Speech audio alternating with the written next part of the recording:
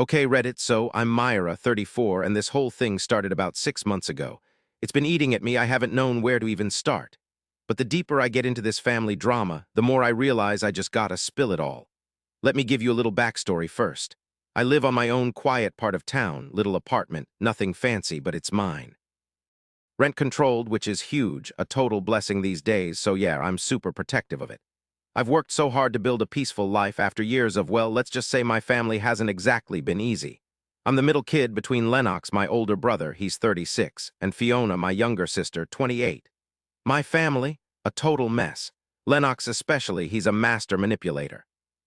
He's all smiles and charm, never yells or screams, too smooth for that. But he's a sneaky, subtle manipulator, and Mom and Dad always fell for it. Growing up, I was the quiet one. I just kept my head down, you know. It was the easiest way to get through family stuff. Fiona, she rebelled, loud and proud. Lennox, he just made it all look easy while secretly stepping all over us to get what he wanted. Then last October, I got a call from my mom out of the blue. We aren't exactly best friends. She only ever calls when she needs something, and this time was no exception. Lennox is having a really hard time, she said, and just needs a place to stay for a few weeks until he gets back on his feet. I didn't say anything for a second. Lennox. The same brother who once told me I'd never amount to anything, who somehow forgot to invite me to his wedding, then blamed it on a mix-up. The same Lennox who borrowed $600 from me 2 years ago and hasn't mentioned it since. But I always feel this awful guilt about family, so I told her yes. The first couple of days were okay. He showed up with a suitcase and a laptop bag, gave me one of those fake thank yous, and made a big deal about buying groceries. I wasn't holding my breath, though. By the second week, he'd completely taken over. His clothes were in my bathroom, his shoes were in the hallway, and he was using my Netflix like it was his own. But the worst part? He started dropping little hints. "This place has great light," he said one day, sipping my coffee like he owned the joint. "Would be perfect for someone working from home full-time." I should have seen it coming. Then one night, it must have been around 2 a.m., I woke up to get a drink of water. My apartment's tiny, so you hear everything. As I walked past the living room, I heard Lennox whispering on the phone. I froze. "She doesn't ask questions," he was saying. "She's easy to manipulate, and yeah, the apartment's free for now." I just stood there, my heart pounding. He figured I was out cold, my first reaction, to march right in and give him a piece of my mind, but something held me back. This weird, peaceful feeling just washed over me. I spun around, crawled back into bed, and just lay there, staring up at the ceiling. The next day, I played it cool. Made coffee, asked about his day, even offered him that last piece of banana bread. I kept a close eye on him. He was totally chill, like he had everything all figured out. That's when I knew no immediate confrontation. Nope. I was gonna wait, watch him, let him think he was on top of the world. Then I'd turn the tables. That's when things went south and fast. One night I walked in from work and my living room was totally different. Lennox had rearranged everything. The sofa was against a different wall, my books were all over the place like he'd been playing interior designer all afternoon. "Oh, I hope you don't mind," he said, chewing on his pen like he was solving world hunger. "I just thought this layout felt more open." My jaw clenched. "Actually, I do mind, put it back." He gave me that smarmy smile. "Relax, Myra, it's just a couch. You need to learn to chill out." That night, I started plotting my revenge, and things only got crazier after that. He started having people over. Not a crowd, just one or two colleagues, he called them. Said they were helping with some project, but they acted like the place was theirs. A guy even asked how long Lennox had been living with me. I was like, "He's not. He's just crashing here for a little while." The guy gave me a look and said, "You could have fooled me." So I started keeping a record of everything. Texts, the strange convos, I even took pictures. Then I came home one day and Lennox had actually set up a whiteboard and an office chair in my dining room. Then one day there was a knock. It was a delivery guy holding a package for Lennox. He glanced at me and said, "This is for Mr. Lennox Hanley, current resident." "Excuse me." I asked and he just pointed at the label. That's when I realized something was way off. It was seriously messed up. Lennox wasn't just outstaying his welcome. He was putting down roots. He was trying to make it look like he lived there full time. I knew I couldn't wait forever, but I also couldn't show my cards too soon. So I kept smiling. I kept making him coffee, kept letting him think he had me fooled. The day after that package arrived, with current resident written on it, I started paying closer attention to the little stuff. I'm not a snoop, but this was different. This was my place. And the way he'd started acting, like opening my mail by accident, leaving his stuff in the bathroom, answering the door like it was his place, it gave me the creeps. I had to figure out what was going on. That's when I accidentally heard his second phone call. It was a Sunday afternoon, and I got back from my walk way too early. Lennox was in my kitchen, the phone on speaker. I was just outside the door, hidden from view but close enough to hear everything. I know it sounds like I was being a snoop, but I didn't trust him at all then. And what I heard basically proved me right. "Yeah, it's a smooth setup," Lennox said, his voice so relaxed like he was just describing some kind of business plan. "She doesn't have any roommates, no boyfriend, and like no boundaries, you know. I give it another month tops. Then I'll talk to the landlord, start building a case that I'm a permanent resident. Squatters' rights and all that jazz." There was a short silence, followed by a chuckle. "Seriously. You wouldn't believe how easy it is to claim residency if you play the game right. All you need is some mail, a few bills, and a little time. She's too nice to kick me out." Suddenly, this weird heat washed over me. It wasn't exactly anger, not yet. It was more like shock and major disappointment all rolled into one feeling. I quietly backed away and just left the apartment again. I walked for a long time, wandering aimlessly, trying to wrap my head around what I'd just heard.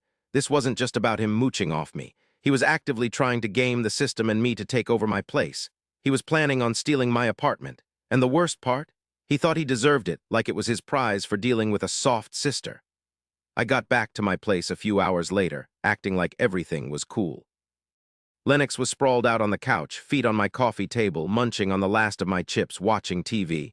"You were gone forever," he said. "I thought you were lost." I gave him a little smile. "Just needed some air, I guess." My voice must have tipped him off because he gave me a quick look. He actually studied my face for a sec, but I'm good at hiding things, always have been. I made us tea, sat down like I wasn't already scheming about how to completely turn the tables on him in this game he thought he was winning. The next morning, I called in sick to work. Didn't even feel a tiny bit guilty. The entire day was spent scouring tenant rights websites, looking over the laws, getting in touch with my friend Lena, who actually went to school for property law. I spilled everything to her. "Well," she said after a long silence, "if he gets mail there and you've let him stay over 30 days, that's rough." She added, "In some places that gives him tenant rights, lease or no lease." My stomach kind of dropped. But then she went on, "If he can't prove he paid rent or if there's no official agreement, it's not a total loss. It just takes being really careful. You can't let your emotions get in the way. You have to treat it like a plan." And that's when I started writing everything down. Keeping track of the mail, taking pictures of the mess he made. Screenshotting texts, writing down everything from phone calls, the names of everyone who came over. I even hid a voice recorder one night, tucked it behind a plant in the living room, hoping he'd slip up and say something I could use. There was no way I was losing my house, not to him, not to my own brother. And then things got even crazier. My mom called again, asking how Lennox was doing. He actually told her things were going great, that we were like reconnecting. I just closed my eyes. He actually said that. She went on saying, "Oh yeah, he told me he's finally getting to know you again. He even mentioned he might stay a while." Stay a while. Those words just kept ringing in my ears. I carefully asked Mom if he'd said anything about why he was staying with me. He told her his lease was up and he needed a quiet place to work. I asked if he'd said anything about getting his own place. There was this long pause, and then she said, "Well, not really. He said you were enjoying having him around." That's when it hit me this wasn't just Lennox being manipulative. He was spinning this whole story to my mom, maybe to other people too, making it seem like we were both happy with this whole arrangement. I got off the phone pretty quickly after that. My stomach was in knots again. I knew I had to do something fast, but I couldn't be stupid about it. He was trying to worm his way into my life, into my home, one little step at a time. And everyone else seemed to be buying it because he made it sound so normal. I couldn't screw this up. So I kept smiling, kept pretending everything was okay, but behind the scenes, I was getting ready. I hadn't changed the locks yet, but I had the locksmith's number ready to go. I just needed the right time, you know, and it came way sooner than I thought it would. It was a Wednesday night, and I'd just gotten home from work. Lennox was on the phone again, pacing up and down the hall, probably figuring I wasn't paying attention. He's saying, "She's still got no clue," talking about me. "I think I can get her to sign something soon. She's too trusting, always has been." And then he says the thing that just stopped me dead in the doorway. "If I play this right, I'll have the whole place to myself by the end of the month." That was it. That's when everything changed. I dropped the act. That night, after hearing him say he'd have the place to himself, something inside me just went quiet. It wasn't the kind of mad that makes you scream or anything. It was worse.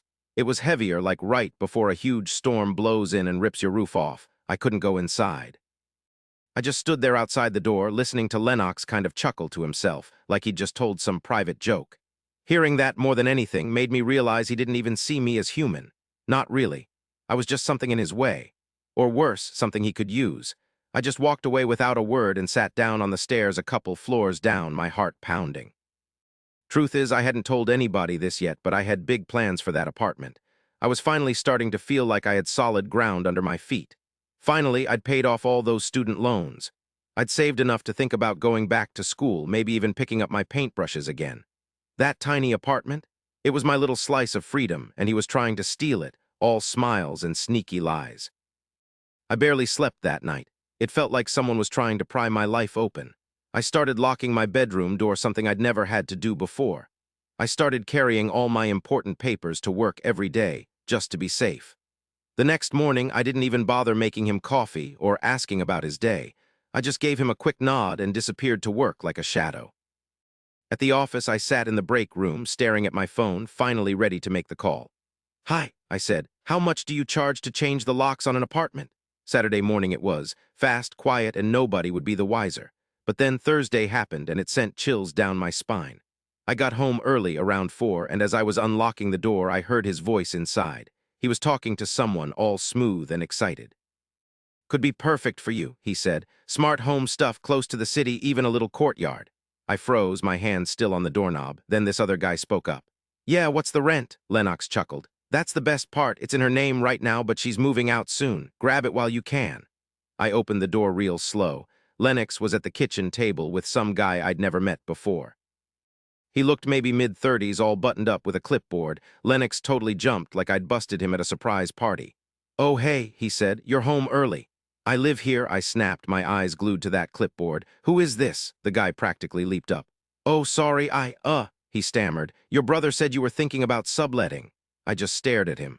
"No, I'm not," I said flatly. The guy's face changed just a little. He glanced at Lennox, then back at me. "Right, my bad," he mumbled, grabbing his stuff and practically running out. The second the door closed, this heavy silence filled the room. I turned to Lennox. "You're showing my apartment to strangers?" He threw his hands up like I was being dramatic. "Relax, it was just a feeler, no big deal. I was just thinking about long-term options for you." "You've been talking about wanting a change, right?" "I haven't talked to you about anything," I shot back. That's when his face finally cracked. The fake smile disappeared for a second, and something cold and calculating showed through. "I was just trying to help," he mumbled, his voice low and hushed. "You always overthink everything, that's why you're stuck." I didn't say anything. I just went to my room and slammed the door. I heard him chuckle to himself, quiet but that same smug, annoying chuckle I've heard way too many times. On Friday, I took the whole day off. I spent it talking to my building manager. Okay, so I was all calm and cool, explained to the landlord that this guy was crashing with me, but I just didn't feel safe anymore. I didn't spill every single gory detail, just enough to get the point across. She just kinda nodded slow-like. She said, "If he's not on the lease, you're totally within your rights to tell him to scram, but if he refuses, we gotta go through the proper channels." I got it. I just needed a little breathing room. Then I called Lena, my friend, and she helped me figure out all this tenant notice stuff, what to write, what made it official, the whole 9 yards. She walked me through it step by step, and finally, Saturday rolled around. The locksmith showed up right on time, just after Lennox had bolted for coffee. I didn't even hesitate. I had him change the locks on both the front door and the balcony door. By the time Lennox got back, his keys were useless. He rang the doorbell once, then twice, then started banging. "Myra," he yelled. "Something's wrong with the lock." I stood there, just taking deep breaths. Then I cracked the door open a sliver and stepped out into the hallway. His face was like a blank slate for a second, then bam, a smile. "Hey, did you lock me out by accident?" "Nope," I said. "I did not." He cocked his head. "What's this all about then?" "This," I said, handing him the letter, "is an official eviction notice. You got 7 days to get your stuff. After that, anything left behind is fair game." The smile vanished. "You're serious?" "Dead serious," I replied. There was this silence for a second, then he did something totally unexpected. He started laughing. "This is crazy," he said, stepping closer. "You're gonna regret this. Seriously, did you really think you were running the show?" I didn't say a word, didn't even twitch. I just stood there, real still and quiet, like I had all the time in the world. His smile vanished. Something shifted in his eyes, maybe confusion, or maybe he just couldn't believe I wasn't freaking out. Then he took a step back, looked at that envelope again, and said, all flat and cold, "You just made this way harder on yourself." And with that, he turned and walked away down the hall. I didn't breathe easy until I heard the front door slam shut. I didn't get a wink of sleep that Saturday, not even with the new locks on. I kept peeking through the peephole, waiting for Lennox to come back and make a fuss. But he didn't. The hallway was dead quiet. It was almost weird, like I was expecting something else to happen. I just didn't know what. Sunday came and went, and still nothing. I figured he'd try slipping a note under the door or yelling from the street, but nope. Then Monday evening, he showed up. I was at my desk by the window when I saw him walking across the courtyard, tote bag over his shoulder, and this cocky little skip in his step. I got up slow, my heart hammering, and watched him try my front door. The key didn't work, of course, but this time he didn't even bother knocking. He went around to the side, near the dumpster, and a minute later I heard him messing with the balcony door. He thought I'd left that lock unchanged. I went out onto the balcony, and there he was messing with the lock. Seriously, I said, keeping my voice steady but firm. He looked up totally busted. You don't have to act like this, I told him. You got your eviction notice, you're trespassing. He rolled his eyes. Oh, come on, he said. You really think I'm gonna fight you over this apartment? Yes, you already did, I shot back. He just stared at me for a beat, then scoffed and walked away. I waited till he was gone before going back inside. Then I emailed the building manager telling him exactly when the guy tried to get in. I even sent pictures from the security cam I put up Saturday afternoon. I've learned my lesson, don't waste time arguing, just get the evidence. Over the next few days, he texted me a couple of times. He wasn't mad or even sorry, just really manipulative. Stuff like, hope you're feeling better now, and I'll swing by to get my stuff when you've calmed down. I didn't answer. Instead, I packed up everything he'd left behind, 2 duffel bags, some books, a sweatshirt, and his mail. I labeled it all, put it in our building's secure storage for contactless pickup, and left him a message. Your stuff's in the lobby. You have 48 hours. After that, it's gone. He showed up the next night. I watched him through the peephole. He didn't even knock, just grabbed his stuff and left without a glance back.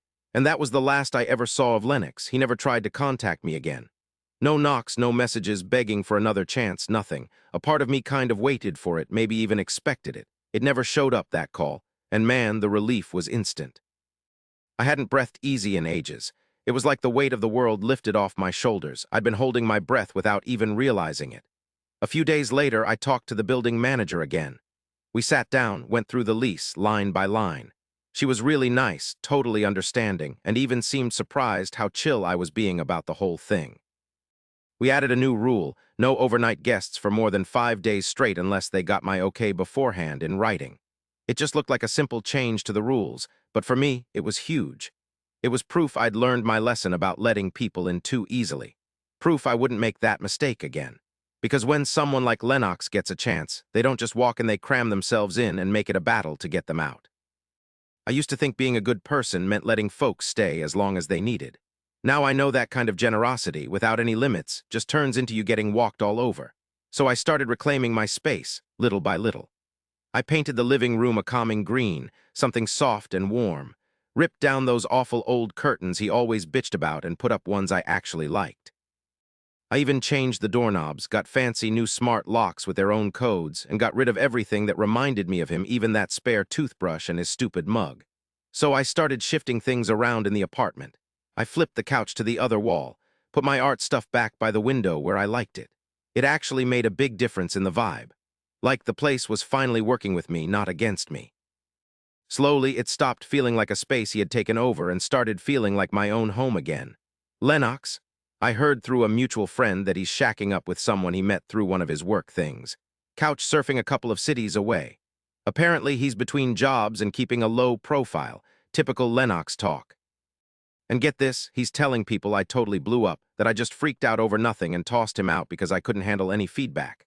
I guess it's easier for him to make up his own version than own up to what really happened. You know, that he got caught in his own games, that the little sister he thought would always cave finally stood up for herself. Fine with me. He can have his own story if it helps him sleep at night. I know the truth, and so do my close friends. The ones who watched me put things back together, who saw the difference in my face when the apartment was peaceful, when it was just me again, who saw me start to laugh again. I'm getting more sleep now. I should probably stop checking the locks every night. Sometimes I still think about the way he phrased it. She's easy to manipulate. He wasn't wrong, not back then. I was easy to manipulate. Not because I was stupid or anything, but because I thought being kind meant never saying no to anyone. I used to think peace meant keeping quiet, swallowing all the bad stuff, and always giving to my family, even when it really hurt.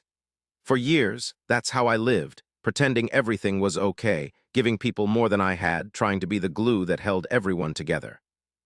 But there's a huge difference between being nice and just letting people walk all over you. And there's a world of difference between real family and people who only act like they care when they want something. These days, I don't even open the door to people like Lennox anymore.